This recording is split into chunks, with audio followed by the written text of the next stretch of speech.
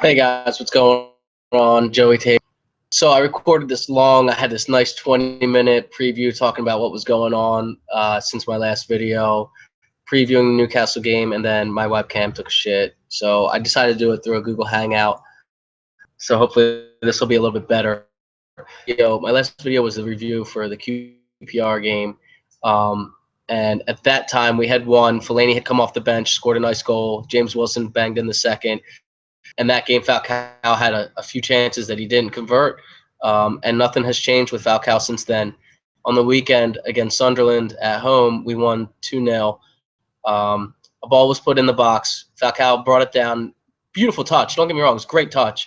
Foul by John O'Shea. Wes Brown was sent off. Rooney converts the penalty, and then Rooney gets another one after that. But Falcao was getting ready to be taken off for Fellaini, and Hulk, stuck with that substitution. Now, my thoughts on that was it was a great touch, absolutely sublime. Well, you're playing for able to make that touch. There's no guarantee that he would have put that goal away. But that being said, we have not created a lot for him and Van Persie. And him and Van Persie they're not quick enough. They occupy each other's spaces, and they're too similar. And I just don't think they work well together. And I don't want them to, when Van Persie comes back, for them two to play together anymore. I think that either one or the other has to play. And Van Persie hasn't been good enough this season. He's got 11 goals, but I expect a lot more out of Robin. Don't get me wrong, he has saved our ass. Against Southampton away, he delivered, and that was a really big win for us at the time. So don't get me wrong, Van Persie has come through on occasion. Falcao's also scored some important goals. He's only got 4, but he scored the winner against Everton. He scored an equalizer against Villa and Stoke away. So I want Falcao to come good. Don't get me wrong, I do. I want to see him start ripping in the goals. And the way we've gone lately is we've gone away from 3 at the bottom. We've almost started to go away from the diamond, because the diamond for me is just too narrow, and it's almost like 3-5-2, because if Daley Blind or Michael Carrick are the only two that have played at the base of the diamond, if they take a few steps back and our fullbacks just push up a few yards, you have a back three and wing backs. So they're too similar to me, and I don't like them. I like the 4-2-3-1. I like the 4-4-2 wide men with a flat four. And the last game we've been playing 4-2-3-1. Blind, Herrera holding. Rooney played up top with Falcao. Young and Di Maria started, and now I'll get into Di Maria later when I talk about my team. But we haven't really progressed under Louis van Gaal. Obviously, I think we're better than we are under Moyes, obviously, because with Moyes, we were getting blown out and losing to teams at home, left, right, and center. West Brom we lost, Newcastle, Everton. Liverpool come to Old Trafford 3-0. Who else? City 3-0. I mean, they scored in like the first minute, and it just looked like we weren't up for it. Under Van Gaal, other than the MK Dons game, we've only that game was lost by multiple goals. We've only lost by 1 goal, I believe. Southampton, City beat us by 1, Swansea by 1. So we've been in every single game. And Van Gaal's a big game manager. He'll have us ready for that big games that we got coming up. Top 4 looked a certainty around Christmas time, and then we were stupid and dropped stupid points over the break, over Christmas and over beginning of January. But we've got Arsenal, Liverpool, and us fighting for 2 spots. And Liverpool just beat City on the weekend, and Liverpool are coming into some good form. They have the most points out of any team over the last couple of weeks. But they still have to play some tough games too. And we control our destiny. Don't get me wrong. I'm not. I've seen some people on some channels, they don't like Louis van Gaal's philosophy. They don't see his philosophy. They want him out. They definitely want him out if we don't get top 4. They say we're no better than we were under Moyes. I don't believe that. This is just what I've seen. And that's their opinion, and they're completely entitled to it. I have my opinions, they have their opinions, and that was from make football a great sport, is that nobody's right or wrong, and there's no way to measure it until the end of the season. Let's look at the end of the season, and then we'll see. Sorry, I'm watching the West Brom game, so it's been such a boring game to watch. Anyway, so we we've been shit on the road all season. We haven't, since that QPR game, we haven't done much better. Some of the home performances haven't been good. The FA Cup, we progressed. It hasn't been pretty, but we've made it to the quarterfinals, and we host the holders, Arsenal, at Old Trafford, and I'm really excited for that game. I think that it's going to be, well, as United fans and even Arsenal fans will probably say the same. It's going to be one of those games you don't enjoy to watch. But hopefully if we win, I can rewatch it and watch it over, and it'll be a little bit more stress-free because we know the result. It's been a crazy season so far. We have Newcastle tomorrow away, and it's going to be a game.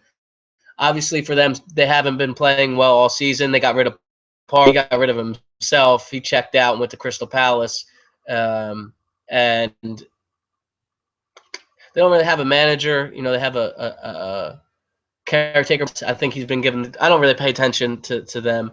But, obviously Cisse's a goal threat. They have Jack Colback in the middle, has a little bit of bite to him, a bit of a nuisance. But, really we should be winning this game if we want to be in the top four. I can't stress that enough. This is a must-win game. I think every game is a must-win game. It's it would be such a blow to our top four hopes if we drew this game. I think this has to be a win. I'm in the result. This is a results business, and I think over time the performances will start coming. If not, this rest of the season, just get into the top four. Get into the top four. That's it. That is the goal. It was always the goal. The objective is to get into the top four, no matter what, at all costs. And if we get in there, it'll be a huge sigh of relief. We can spend some money in the summer, bring in some real good quality players, and then let's challenge for the title next season. That's my feelings on that. You're entitled to your opinions. Let me know what you think. Am I an idiot for trusting in Louis van Gaal, or do you think that he's the man for the job? I think that even if he doesn't get top four, he shouldn't be sacked because there's no one better out there. Unless Guardiola comes available, then I don't think so. And this is a crazy thought I was thinking about. Maybe Louis van Gaal, with his whole possession-based style, is getting the team ready for Pep Guardiola to take over. We've seen Van Gaal lay the foundations for Barcelona and Bayern Munich. Maybe this is crazy thought, but maybe he's laying these foundations, these possession foundations, and the style of play for Guardiola to come in and take over. And that way, when he does take over, he doesn't have to start with a rebuild job. And this is a rebuild job. This look at this squad. This squad is not that good still. He spent 150 million. And people say that he wasted the money, but Daley Blind, Ander Herrera, Luke Shaw, Angel Di Maria obviously hasn't been. He's still got 10 assists this season. Falcao's just a loan deal. All these players are good players, and they're here for the future. Some of them have been, other than Falcao, have been complete busts. So I think we just need to chill out a little bit and support the manager. So that being said, my team for this is 4-3-3. I don't think he'll play that, but that's what I would play. David De Gea in net. Valencia, Smalling, Rojo, Shaw in my midfield three. Herrera, Blind, Di Maria. Rooney up top with Young on the left. Januzaj on the right. Januzaj came on against Sunderland. He came on for Di Maria, and he looked really well. The final ball was lacking. There was a few good opportunities. He could have had a couple assists or goals, but it was there. The confidence was there, and taking a man on and beating him was there. So I want to see Januzaj get the start.